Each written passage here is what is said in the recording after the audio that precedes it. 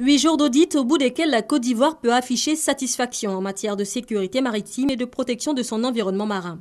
Les résultats de l'audit révèlent un fonctionnement institutionnel bien rodé ainsi que l'existence d'une vision stratégique claire au niveau des directions générales et notamment de celle des affaires maritimes et portuaires. Au-delà des documents, les infrastructures maritimes et portuaires ont aussi fait l'objet d'inspections.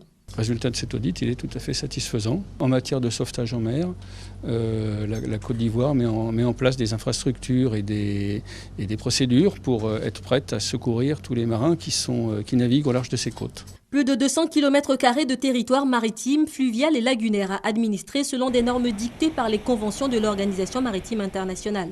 La perfection n'est pas de ce monde, le bât blesse sur certains points. Quelques petits réglages supplémentaires à faire, améliorer l'organisation interministérielle, que les administrations travaillent mieux ensemble. Des plans correctifs seront donc élaborés et les moyens suivront, comme l'assure le ministre des Transports.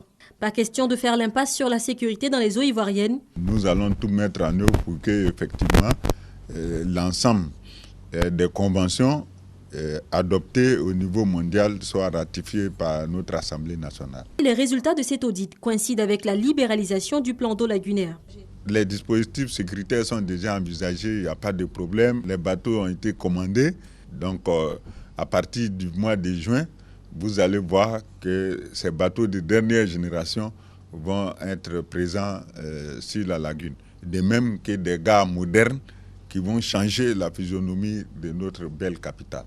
Le secteur maritime est un des piliers de l'économie ivoirienne, un pilier érodé par le pillage des ressources maritimes et la piraterie, à l'instar d'autres pays du Golfe de Guinée.